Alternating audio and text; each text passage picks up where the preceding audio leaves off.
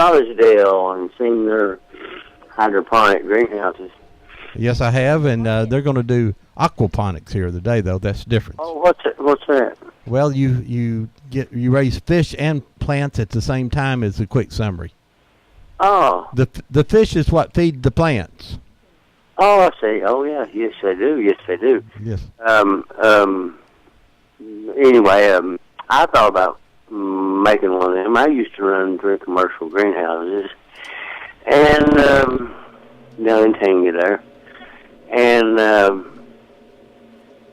I had 3 little greenhouses at my house, and believe it or not, Burgess is feeding. Seed Store tried to buy me out one year because I was out selling them, and wanted to buy everything I had. Said, I just don't get no business with your plant. It was pretty as mine was. And anyway, and the price I had on them. And anyway, hydroponics is like, I guess, aquaponics. Let me see, Ron. It's the same concept you do fish there. You got a question for us today? Yeah. Okay. Don't that water have to circulate? It does. It has a pumping system there. Steve, you want to answer that a little bit better for me? Yeah. Hold on a second here. Yes, there is a continuous flow system in every aquaponic system. Usually that's pumped one way and it's gravity fed back the other way, and then you monitor the water so that there's a balance between the fish and the plants. Mm-hmm. You have to keep the pH just right too. I know that, and then you got to keep nutrients in there too, don't you? That nutrients is not harmful to the fish, but yet is good for the plants also. Well, I think the concept is you feed the fish, and the fish produce waste, and the waste is what the plants eat. So really, it's just a enclosed system that it's amazing. I've seen some demonstrations of that, and they've got a huge location up here in town doing this, and it's sort of amazing, and I'm envious of you, to tell you the truth. All right, Sid, we'll let you go there. Aquaponics has been going on for years. I mean, thousands of years, or is this something rather new? Well, officially, there's an argument between whether the Aztecs were first or the Chinese were first. But the idea of using animal waste for fertilizer goes back to the beginning of mankind. The sequences of animals and plants and then fish and plants has been successfully used since the 1400s that we know of for sure. And then in the 80s, 60s and 80s, then it started becoming officially productive in the United States and around the world. I know that, we, of course, when the American or Europeans come to America to become Americans, the Cherokees and the other Indians put fish at the bottom of the plants as a fertilizer. Let's get this call here. Good morning, live on Old Town Cleveland. Good morning, Ron, Deb. How you doing? Hey, Bullet. How you doing, sir? I'm doing okay. I've just got a question for your guest. This time of year, the leaves are falling, and I don't know if it's true or not, but can you mulch your leaves up, use them as a kind of a mulch? Put around your plants or your shrubs or stuff like that. Go ahead, Faith. Yes, sir, you can. The leaves will break down through Mother Nature and through the critters, the bugs and things are in there, and provide a good insulation and organic matter to your soil. So, yeah, that's a good idea. Yeah, as long as the disease don't have any diseases on them or anything like that. If you had a problem with your tree and it had bugs or things like that, those leaves might not be quite as good. But most always, yes. Okay, because I have a lot of leaves up here, and I'm on. That way I can mulch them and just use them as well. Ron, I heard you're going to have a tour of our tomorrow. I'm going to try to join that. Yes, at the funeral. I'm at the graveyard tomorrow at Fort Hill Cemetery. There is a tour that's $5 per person, and there'll be actually characters standing at the graves, and they will tell their stories. And it's this is on the Civil War this year, so all the people have been involved in the Civil War some way. They could have been someone here during the Civil War, or they could have been actual soldiers, but they'll actually have someone dressed in period dress telling you all about that person. And this is Lee University and Cleveland State Community College is all involved in that. And they raise the money, and it's $5, and it's a huge tour. You go down to the Boys Club, you park at the Boys Club, and they got a shuttle bus that takes you up to the top of the hill there. And take a jacket. It usually gets cool this time of year. So, how much? 4 o'clock. 4 o'clock. Okay, 4 o'clock tomorrow. Yeah. Anyway, I'm going to try to be there and do that, but I can park there at the Veteran Cemetery if I walk up there. Oh, you sure can. Yes, you can. But anyway, Ron, I'm going to enjoy your show this morning. Good talking to you. All right, thank you. Yeah, the leaves, and there are plenty of that now. And I was talking to a gentleman yesterday who had came to my yard and was raking up all my leaves for me. And he said, I'm going to put them on my garden. I heard that's good for it. And I said, yes, that might be a little bit good for it. And he said he raised llamas and other things, and he uses a lot of those waste products into his garden and tills it under. I says, then I bet you grow some very effective gardens. And he does, so those leaves. And I think we talked about that last week is, do you just mulch them and leave them in the grass, or is it better to rake them up? And pros and cons both ways, I guess. But, Yes. If your yard's getting a little thick, you probably need to aerate it a little bit. And what's the proper word? Not aerate. Yeah, aerate. Aerate is the right word. Okay, well, this is the time to renovate your lawn. The fescue lawns are getting happy because it's gotten cooler and the Bermudas and zoysias are going to sleep. But using the aerator, lime, different types of products that'll make your lawn good and healthy for next spring. And if you don't have, you can just take your leaves. If you have some areas that back, you can just throw them in a big bin, or you can just pile them up. And next year, Compost. around your flowers and things, you can put them around there. Like I said, if you don't have disease in them, but that's just nature's going back in there. Same, as we was talking with Steve here, that this is just natural. I mean, the plants grow. Now, what type of plants is best grown in aquaponics? Or can you grow anything? Well, historically, that almost everything that can be grown has been grown in aquaponic systems. Some legal, some illegal. Yes, Some legal, some illegal. yes. It seems that the green leafy ones seem to do and grow the easiest. It's a great place to start. Lettuce and herbs and kale and those kinds of things grow really well. Okay, so what you in this aquaponics, you don't grow root crops as much, either like a carrots, or do you have to put it in a different medium or something? How do you do that? You can grow root crops. They grow on top of the net pots. I think they actually grow best in soil, but you can grow them that way. And certainly I have started a lot of plants that way and then moved them into soil. And now, taller plants have problems. You can't. A corn would have problems because they don't have as much support. Well, or can you? Some people have actually grown corn and they build a support. Okay. Sometimes they use pig wire, goat wire, or something and build it at several levels, and the corn just grows right up through that. Also, things like tomatoes and cucumbers can be supported through twine, a vine. They just grow right up the twine. Now, tell us how large your facility is right now. Our greenhouse is 30 by 70, and we have 1,000 square feet of aquaponic grow beds. And then we have about a 2,000-gallon fish hatchery where we keep and raise our tilapia. And that tilapia seems to be the best thing for this, or easiest to grow in that captivity type. Well, the tilapia work well because they're, other than being a little temperature sensitive, they're very tough, they're disease resistant, and they're very edible when they reach a size that they become no longer practical in the system. So now, I know you. How long you been doing this now?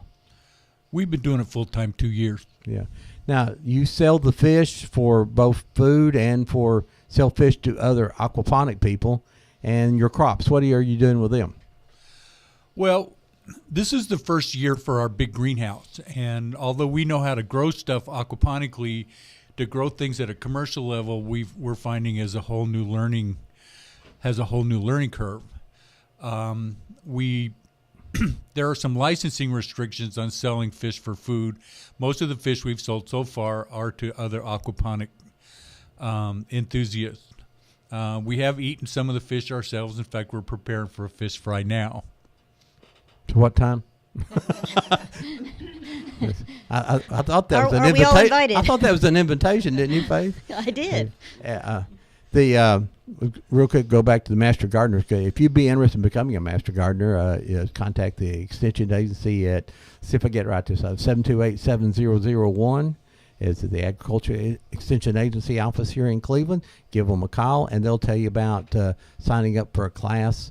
It'll start sometime early next year, February, March. I don't know the exact dates to you yet. We don't know the exact dates yet, but we're forming the list, and then we'll start making the calls. I think it's about a 14-week, 16-week. I think we went 16 weeks. There's introductory week and then the party week. So about 14 weeks of classes. 14 weeks of actually studying different topics. And it is, and it's a great thing. It's about $150, but you'll learn a lot about plants. I graduated this year as Steve, and you did this year.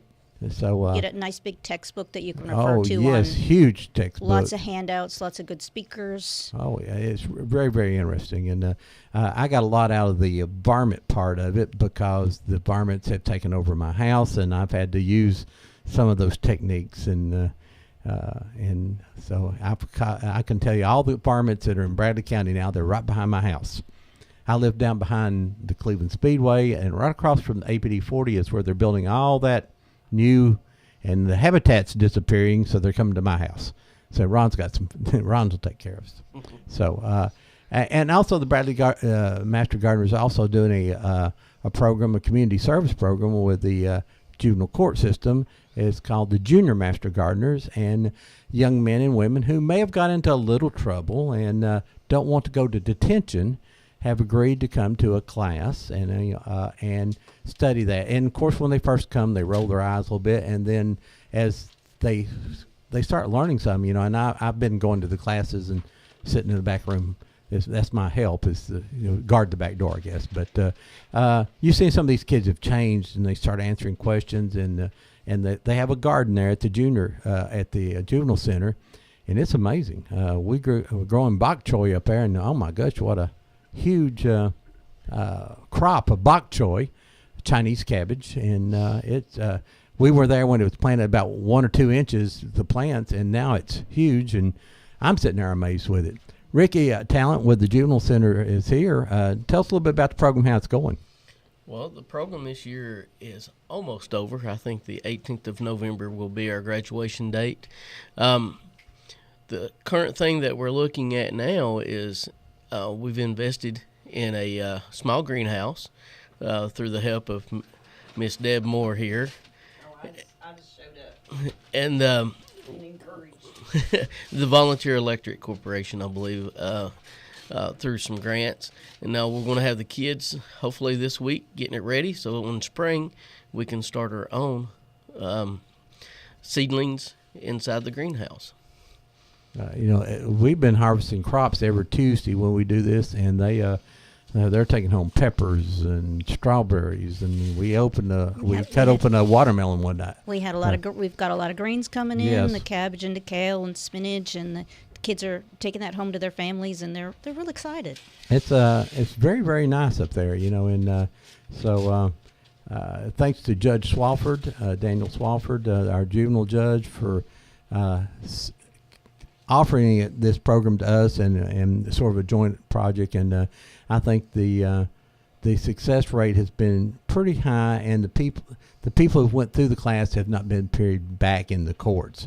1 or 2, of course, but most of them have not reappeared in court, which is the whole ideal of it. And hopefully we can get one of those kids interested in becoming a regular Master Gardener in the future. So, hey, you're listening to Make It Grow here at Whoop FM 99.9, or you can go to the internet at www.whoopfm.com. You can call us here at 614-5553. If you got questions about your winter growing, or if you'd like to know more about aquaponics, give us a call. We'll be here until 9:45 this morning. Then after 9:45, we'll take about 15-minute breaks. And Old Town Cleveland starts at 10 o'clock talking about the cemetery tour. All right. So now, what did you grow in your aquaponics this year? Your big greenhouse. I'm going here. Oh, I would like to have a big greenhouse. It sounds like it might be work, though. I'm not sure. You've got a great thing, but now you got to plant it all and harvest it all, though. You've made work for yourself. It can be a big job. We've planted a wide variety of lettuces, cucumbers, tomatoes, kale, bok choy, herbs, especially basil grows very well. I'm planting broccoli, cauliflower, cabbage right now. We started beets. We've done some carrots. A lot of peppers. Green peppers have done very well. Some of the pepper plants have been small but very productive. So, and we've also made a pig wire support for those. We've done some okra. We've tried that. We're not fans of okra in our household, but we've tried You're not it. from here then, are you? No, we're not. Y'all's from somewhere else. I can tell that if you don't like okra. We may learn to. Well, we know we can successfully grow it. Taste. You first have to learn the like okra, then you got to learn how to say it. It's okra. Oh, Okra, yeah, you got to get that southern Thank you. slang in it there, Appreciate okra. that. Yeah, so, but now in your greenhouse, I know a cucumber has a male and female plant. So how do you have pollinators? Do you have insects in here, or how do you pollinate those plants? Well, sometimes we just shake them. Yeah. We just shake the vine and. Yeah, it's the flowers that have the male and the female. So Right. all they've got to do is Well, dust some of their pollen I out thought there. on the cucumber plant there would be a male flower and a female Right, flower, and you right. have to get them together. And that pollen will just come bursting out of there like the pollen that gives us the allergy problems and things like that. And if it falls in the right places, then you get your pollination and your production of fruit. But basically fans and shaking and things is how you Yes. pollinate. Yes. So Easier than a Q-tip and going Yeah, from oh, flower yeah, to flower. flower. We haven't done that. Yeah. So the cucumbers, you have them growing up on Yes, on on like your twine. wire or something like that, or twine or Yes. anything. So that you I want to know how they got interested in aquaponics. We moved here in 2006 and from Florida, and we had moved up here to become more self-reliant. And then 2 years ago in January, my nephew came and exposed us to the concept of aquaponics. And Sandy said, well, I've been seeing something like that, envisioning something like that for a long time. And so we started reading the internet, going on the internet and doing a lot of research. And we started a small system in our basement. We grew everything under lights last year. We grew some strawberries and some radishes and lots of vegetables, herbs, and lettuce in our basement. Worked quite well. We didn't do well with fruiting plants under lights, but the other stuff did pretty well inside. And now we have the greenhouse. We're hoping that we can grow in a quantity that we can sell some and maybe contribute to a semi-retirement income or something. Maybe something for our son as he gets older. that's it. So Sandy, is it just you and Steve doing this, or do you have help? Now this is a pretty big operation now.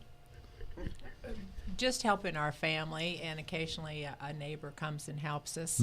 But mostly it's just a family operation. One of the great things about aquaponics is that it doesn't require weeding or watering.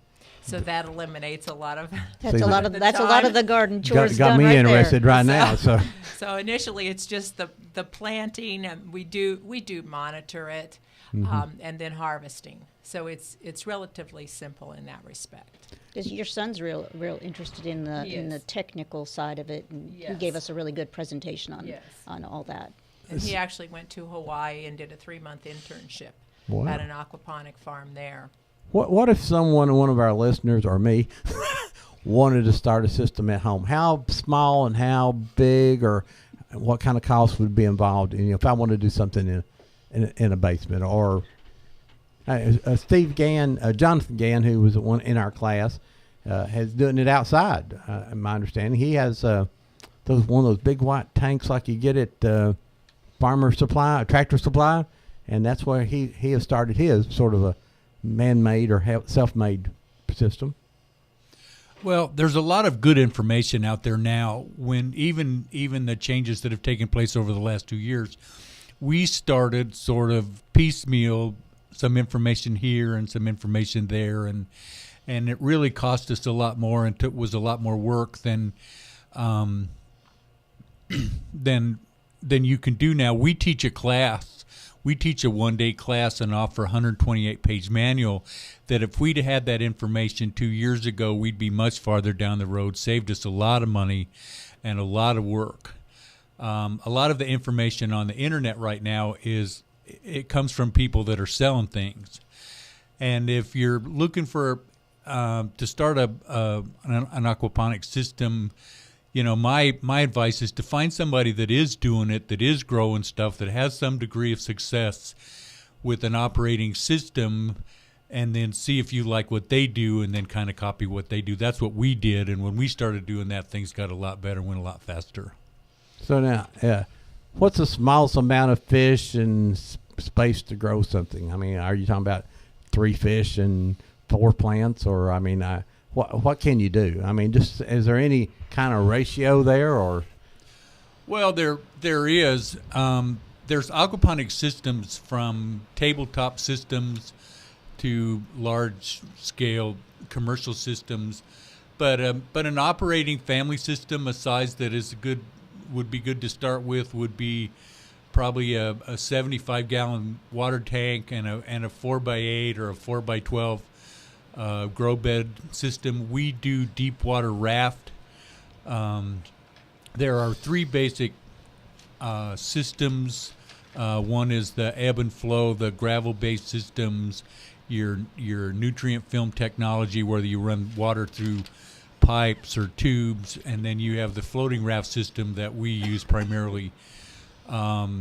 It's easier to monitor, it's easier to deal with. But you could build a reasonable size system, even ready-made, for around $1,500. You could build one for less, and we would help you do either one. Now, do you have tours of your places? We do. We do a farm tour the second Saturday of every month.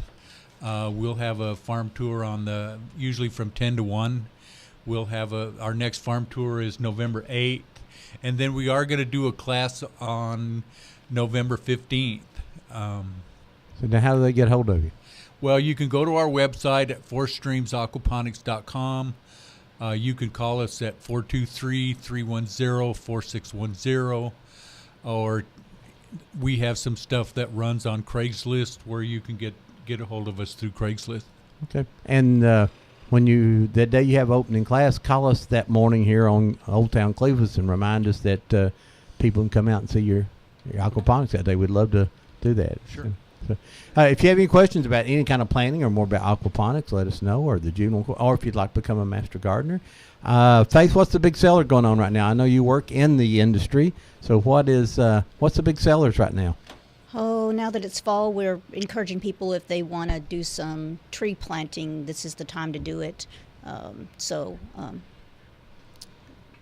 plants the deciduous trees are starting to go dormant. They're going to sleep on top, but their roots will continue to grow through the winter, so now is the prime time to get out there and plant a new shade maple. If you've lost a shade maple, a shade tree, now's the time to renovate your gardens. It's a little bit late to do the fall planting gardens. It's starting to get colder out, and you're not going to get a whole lot of growth.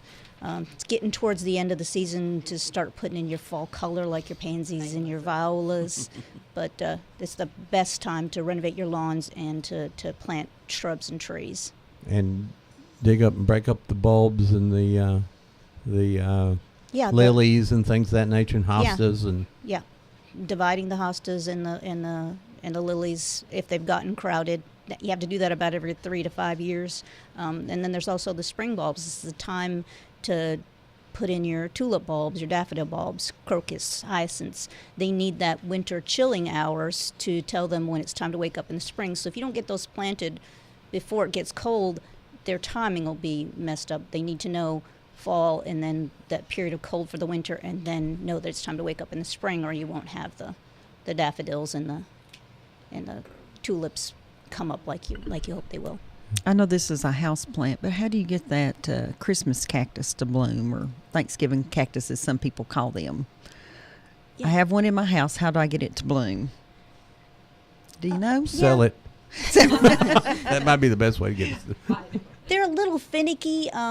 I don't know if you move it from room to room in your house. They like to be in one place throughout the year. A little bit of a bloom booster type of water-soluble fertilizer when you fertilize, maybe once a month or something. As it's getting closer to the time you bloom, there are Easter blooming cactus that you're talking about, and then there are the winter blooming cactus, Thanksgiving or the Christmas cactus. But that little added boost of a blooming type fertilizer will help a lot. Call us here at 614-5553. I think the line was hung up. I think I got it cleared now. It just does that sometimes. You don't know it's doing that, so maybe there have been people wanting to call. 614-5553, and here they are. Good morning, you're live on Old Town Cleveland. Well, I got questions. Yes, go ahead. What do they feed the tilapia? What do you feed the tilapia? We feed them a high-quality fish food. Okay. Deb, Yes. tell you about your cactus. Okay, go ahead. Tell me about my cactus. What you need to do with that cactus is you need to leave it in a dark room for about 4 days, and then you need to move it out by the window and give it a little sunshine, and then put it back in that dark room until you see the buds coming out on it. And then you need to set it out in a moderately lit room, and it'll bloom. Okay. That's about what my mom used to do to hers. I thought you were going to the Moonshine Festival today. Well, I had to have a abscess tooth removed. No. You need some of Ron's moonshine to clear that right up for you. Or kill you one. It don't cure it. It just don't. You just don't give a darn. Okay, I just knew that you had told me you were going, and I thought, why is Bob still here if he's going to the Moonshine Festival? What, did you have some more questions, Bob? Well, no, but I do have a little bit of medicinal, Liquids? about a gallon of medicinal down here. I don't know about you, but I think the next time they have that farm tour, I want to go. Steve. Steve, tell us where your farm's at. We're in South Cleveland, off of Dalton Pike. We're on Kahala Road, which branches off of Straw Hill. Okay. You're down like in the Flint Hill, Red Hill communities. Okay. Yes. Yeah. I'll take you on a history drive sometime and show you where you're living. You're living in a very historic community. That'd be great. And go ahead, Bob. Hey, we'll see you, Bob. Thanks for calling. Bob. Kahala Creek was named after Kahala, who was a Cherokee that left that area. Yeah, he's right about the Christmas cactus, but moving it from room to room, when you leave it in the same room throughout the year, it starts to realize when the seasons are changing because of how the sun moves. So you can trick it to bloom by moving it from room to room, but if it's staying in the same place and it starts to so notice, mine's been in the same spot all summer, so maybe it's been watching what's going on out the window. I just knew he was going to say smack it and pour beer on it or something like that. Just that's how you get the timing right on those. They know when. But I do recall seeing my mom put it in the closet and then take it out. And now I was trying to figure out what she was doing because I wasn't paying attention then. Now we got like a poinsettia. You do that with a poinsettia too. Yes. Hey, go ahead, caller. You're live on Make It Grow. These people are so interesting, Ron. I'm sorry to bother you again, but I do have more question or two. Okay. Okay. Go ahead, Sid. Okay, I've heard total darkness on those Christmas and Thanksgiving cakes. Well, like Faith says, if you're total darkness of the night. well, like Faith said, if you haven't kept it in the same room, that's a good way to trick it. But if like mine, that's been sitting in that same spot for several months, it should bloom. I do need to give it some fertilizer. I'm pretty sure I need to. Or water or something like that. Yeah, well, we occasionally give it water. Our granddaughter remembers to water it. One more question. All right. For the greenhouse people. Okay.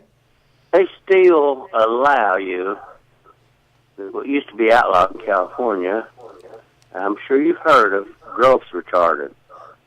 And that makes the leaves, spread and the stem get thicker.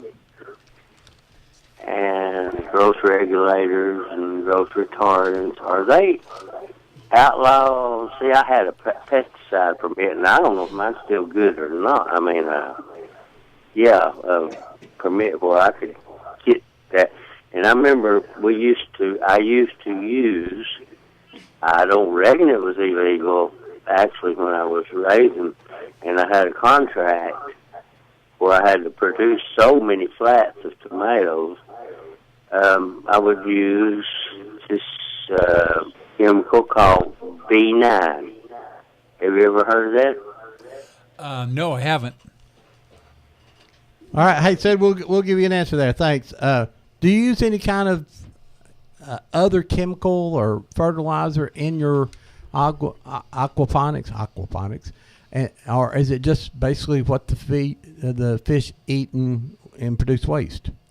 The only thing I add is iron occasionally if the leaves are a little yellow. Okay. So you do have to supplement some, but you don't have to use anything that is a retardant or something that boosts growth, as he was talking about, something that would be non-organic. He was talking about being a commercial producer, and they would use a chemical like that if they didn't want the plants to start getting tall or leggy before they shipped them out to whoever was going to purchase them. And they're not illegal. I don't think anybody in our situations would use anything like that. Mm-hmm. And of course, I guess the general idea of using the aquaponic is that it is totally organic then, right? I mean, it's according to what you feed the fish, I guess. If you fed them a non-organic or something that was crazy, I don't know what it would be. It's very synthetic, but basically, is there some commercial food that you buy from someone, or? Yes. Interestingly enough, the quality of your fish food determines the quality of your fish waste. So if you buy good fish food, then you're going to have a better fertilizer product from your fish. And then your fish grow better. They produce better. We breed some. We have a small breeding operation.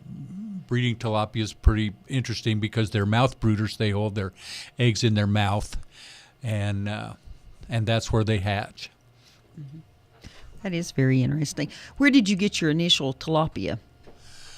We bought them from there's a high school up in Johnson City that has a great hydroponic and aquaponic program for the high school. And they produce the vegetables for the schools and the local jails, and they were just great people. They're very helpful to us. Now, are you working with the Bradley High School or doing something now? I understand. I mean, I know they have a huge greenhouse system up there for them. Yes, we've put a 64 square foot system in 128 square foot system in Bradley High School, and we're helping keeping it going. We've provided the fish and we help monitor the water for them.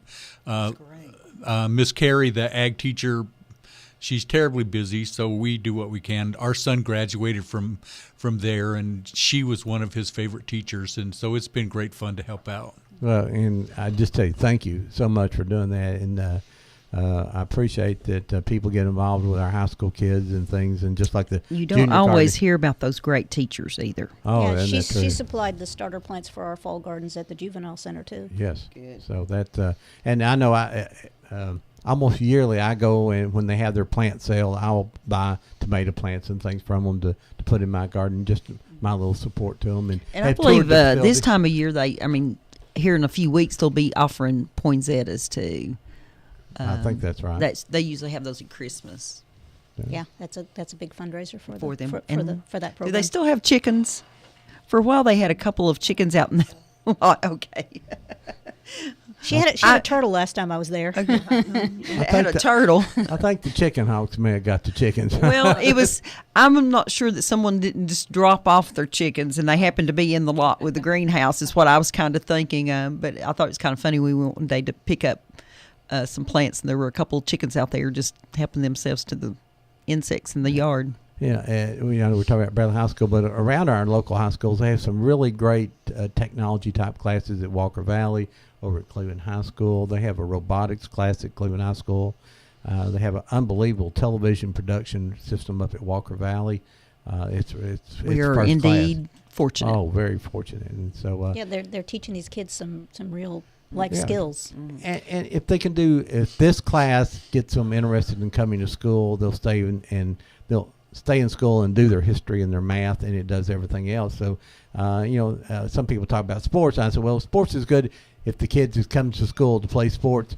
As long as they're coming to school, maybe we can get them an education along as they go, And so it's hard enough to get them through school now. Dropout rates in Tennessee have been sort of terrible, but Bradley County's, I think, always ahead of the curve. And Johnson City is another great school up that way also, and just all across the country and in Tennessee, they're trying to do things like that. And so, and I know, Ricky, you deal with juveniles every day. I mean, the master gardener, the junior master gardener, seems to be. I think you and Judge Swafford's happy with it, aren't you? Yes. This is one of his favorite programs, to my knowledge. He enjoys getting these kids out and getting their hands dirty. He wants them to see what life experience can be like out there in the real world. It's just not all video games anymore. Boy, thank you. Amen. You done said it. That may be answer the question right there. I think what Judge Swafford likes about it is basically that he's getting free vegetables. Could be. Yeah, Peppers. I think that the peppers. He likes the peppers. Yeah, The hot peppers. Yeah, And, what I like out of the program is these kids almost get a clean slate when they finish doing what they True. do with us on Tuesday evenings. They can almost walk away from that center and be able to start over again without going back and being in that cycle of reporting to their Probation officers. or being in the court systems anymore. And sometimes they look at that as a fresh start and they just go and they do something different with their lives. And the kids are pretty amazed. They don't know where carrots come from sometime. What do you mean they're in the ground? You get them at Walmart. Yeah, we confuse them with things like asparagus. Yeah. Or the insects. I mean, they don't know the difference between beneficial and harmful insects. Yeah, were they afraid of that praying mantis I brought them this past? They were definitely afraid of the praying mantis. We'll look at it, but we're not going to touch that thing. And even though it's a beneficial insect, no, thank you. And They thought it was going to eat them or something. a friend of mine, a quick praying mantis story. He, when they were younger, they went and found a Christmas tree out in the woods like you used to do, and he brought it in and they put the lights on there. Apparently they had some nest or eggs of praying mantis, then the bulbs heated them up and they hatched. And so the little baby praying so mantis. here they come out of the bedroom and there are these giant shadows on the wall, these legged monsters all over the thing, and so there were hundreds of little baby praying mantises around. And he says he's never liked praying mantises since because he's scared to death. But I was thinking that the other day that. But what I've seen sitting in the class, and listening in there and learning more too, I sit there and learn. Oh yeah, but there's several of the young men and women.